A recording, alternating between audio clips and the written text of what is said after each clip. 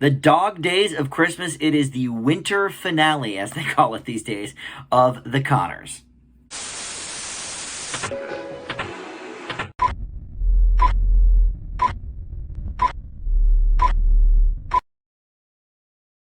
Hey guys, Dan here. This is Dan Reviews It. Welcome to my Conners review for episode 10 of season 5. It's called The Dog Days of Christmas. So yes, this is your holiday Christmas time episode for the year. And really, other than some decorations and some minor kind of talking about the decorations, this isn't really much of a Christmas episode per se.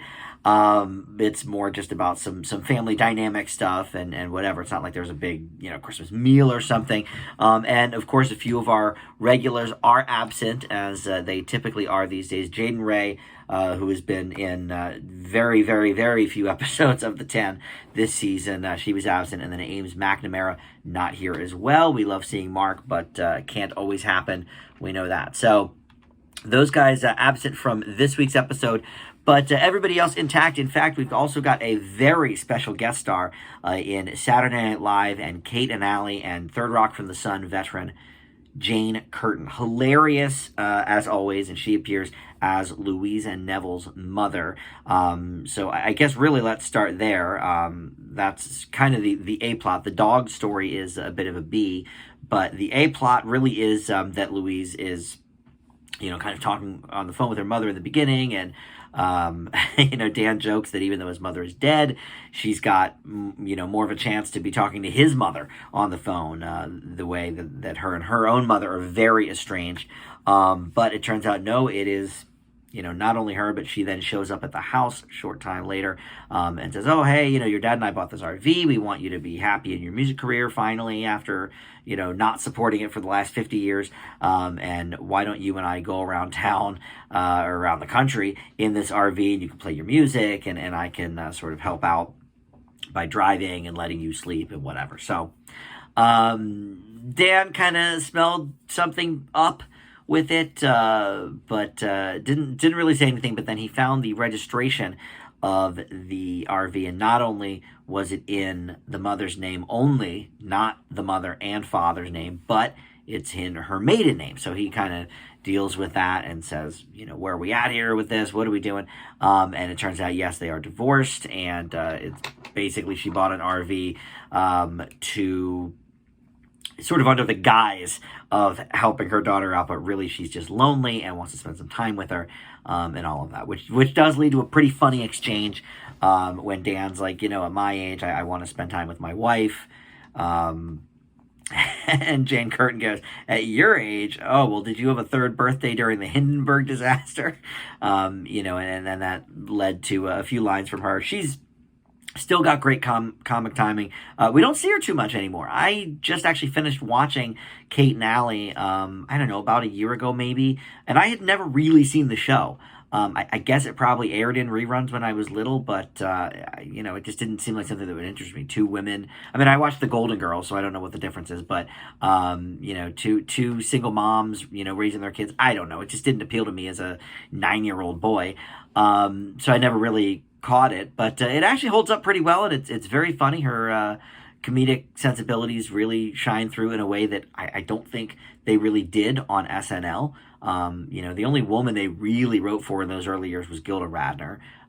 Jane Curtin and Lorraine Newman were kind of there, but all the best female stuff went to Gilda. So, but we don't see her a lot anymore, Jane Curtin, and so it was great to see her. She did a great job. But yes, so Louise ended up confronting her, and Dan sort of came up with a compromise of, why don't you go on the road for a couple of months with your mom and see how it works out? You were very excited when you thought she wanted to get closer to you. Well, now you guys do actually have that chance, and let's work it out and see where it goes. Now, does that mean Katie Seagal is going to be leaving for a couple of months on the show? I don't want that, of course, but she's done it before when she's had other gigs going on. Other than Futurama, which, that's voice work, so she can bang a whole episode out in an afternoon probably. I don't know that she has anything else in the pipeline. It's not like when she was on the show Rebel, which she was like the star of. But in any event, I always love seeing her. So, whatever she wants to bring us to the table. But, all right. So the B story then with the dog portion of the Dog Days of Christmas. Beverly Rose wants nothing to do with her father getting married, which we don't find out really until later on in the episode. We know about the wedding, but we don't find out about her sort of reservations about the wedding until later in the episode. But she's doing this thing where she just is taking the form of a dog. She's dressing, in this like onesie, and she's barking and growling at people. And Becky does not know what to do. So, of course, we get a lot of jokes in that realm about, did she have all her shots and, whatever. Let's call animal control, whatever. So that is prime for some laughs.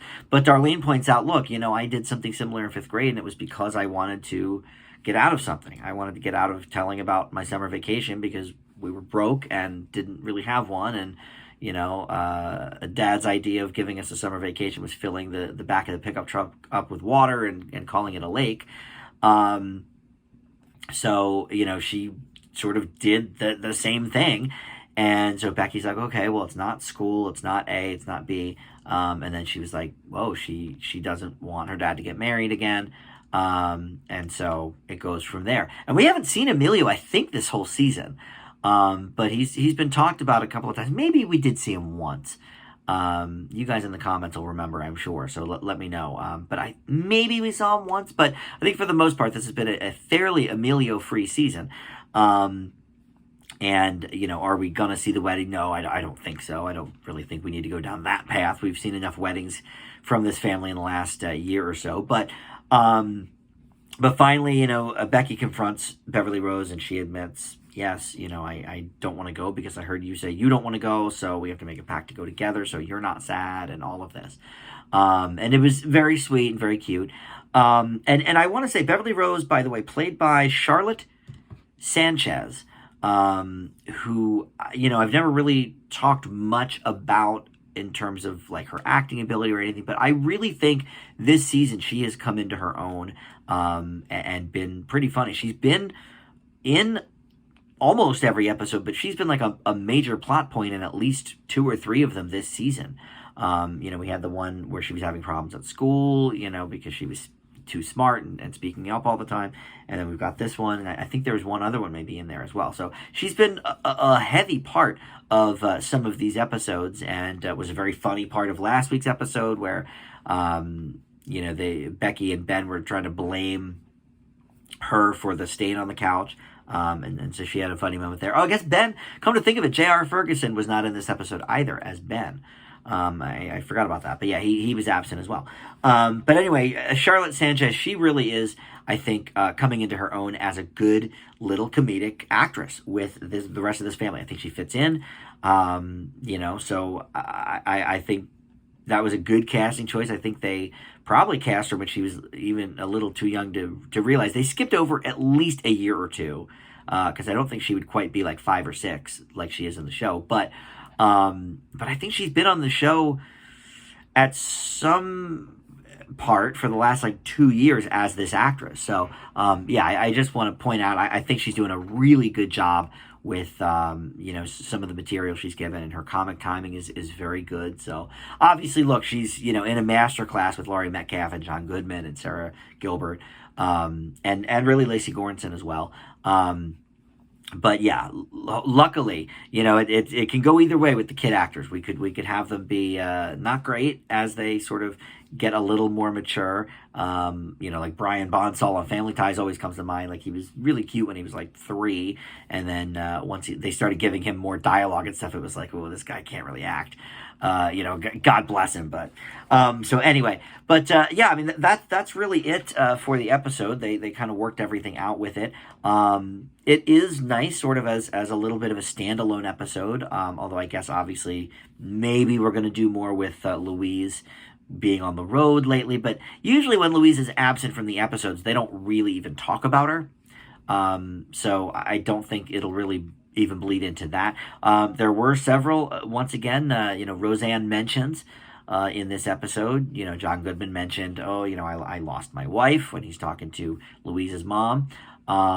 And then as well, Darlene brought up the story about her being a dog in the 5th grade, and Roseanne kind of dealing with that. So yeah, a couple of Roseanne mentions again, as usual.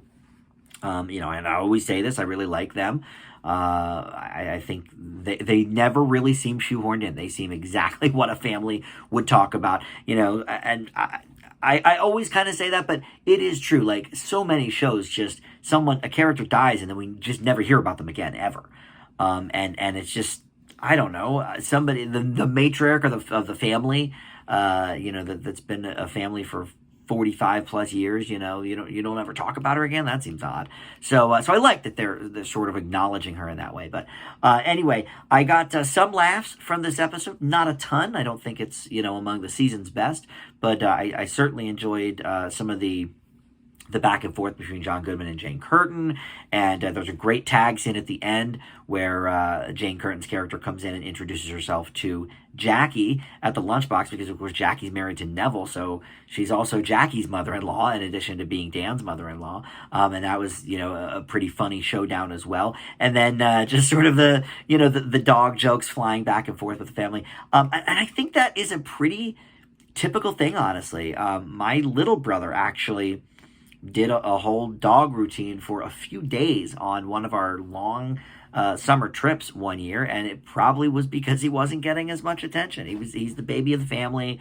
We had three kids, all within 4 years of each other. I was in the middle, so usually it was me not getting attention, but maybe he felt like he wasn't or something. And so he did this whole dog routine. Eddie the dog, we called him. And that so I guess this is something that is fairly regular, and I think they handled it very well on the show. Sort of going along with it at first, and then sort of trying to get to the bottom of why exactly she was doing it. So, some good stuff here, but again, maybe not as many laughs as some of the other episodes so far this season. I will leave this episode, The Dog Days of Christmas, with a B. I might have wanted also, a little more actual Christmas stuff other than just Darlene sort of stealing the Christmas ornaments and stuff. I would have maybe liked some kind of family dinner or something, but whatever. We don't have to do that for every single holiday.